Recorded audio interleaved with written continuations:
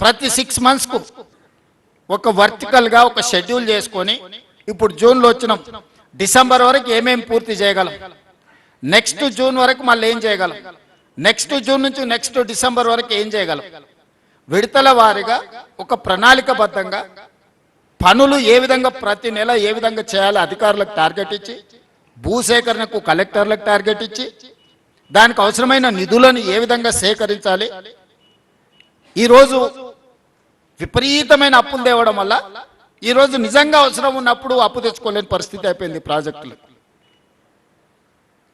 రాష్ట్రంలో ఇతర ఆర్థిక పరిస్థితి చిన్నాభిన్నం అయిపోయింది. అయినా శక్తి కూడగట్టుకొని ఈరోజు ప్రాజెక్టులు పూర్తి చేస్తుంటే నోరు తెరిస్తే తప్పుడు ప్రచారం, అబద్ధాలే. 90% పాలమూరు జిల్లా ప్రాజెక్టులు పూర్తినాయని నిన్నమన్న వాళ్ళు ప్రెస్ మీట్ చెప్పారా? మీరందరూ రిపోర్ట్ చేసిరు కదా.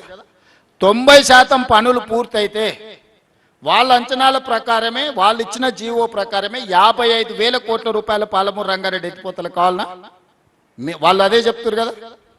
వాళ్ళ హయాంలో ఖర్చు పెట్టిందే 27,000 కోట్లు. వాళ్ళు ఆ రోజు చేసిన అంచనా 55,000 కోట్లు. ఈ రోజు అది ఎంత అవుతుందో మళ్ళా కొత్త రేట్లు పెరిగినా ఇంకా అంచనా చేయలే. 50% కూడా నిధులు ఖర్చు పెట్టకుండా 90% పనులు ఎట్లా పూర్తయితాయి?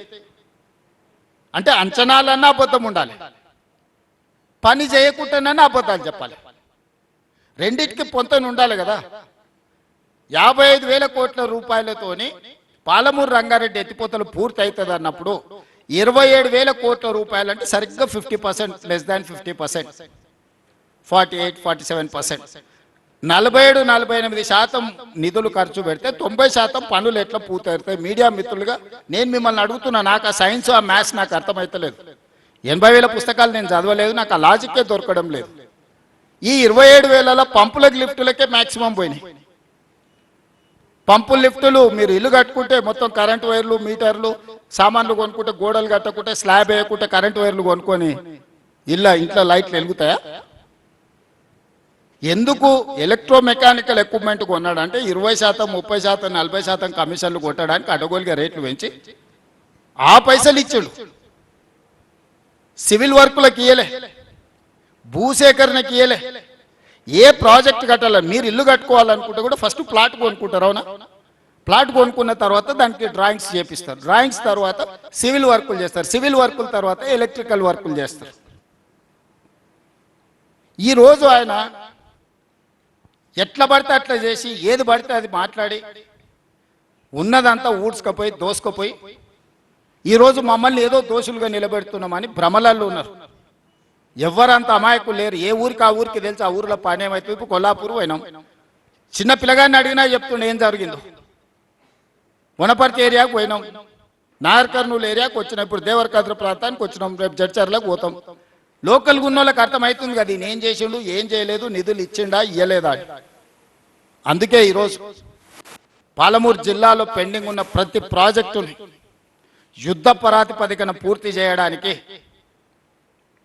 అవసరమైన నిధులను ఏర్పాటు చేసుకోవడానికి, సేకరించడానికి ఒక పక్కా కార్యాచరణ కోసం క్షేత్రస్థాయిలో పర్యటన చేస్తున్నాము. ఎక్కడైనా అధికారులు ఏదైనా విషయాలలో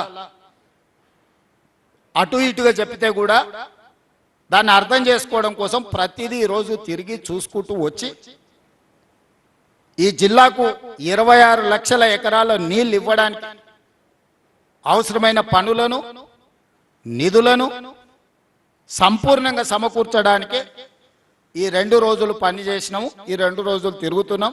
రాబోయే రోజుల్లో ఇంకా వేగంగా భూసేకరణ చేస్తాం, పనులను చేస్తాం, అవసరమైన నిధులను విడుదల చేస్తాం.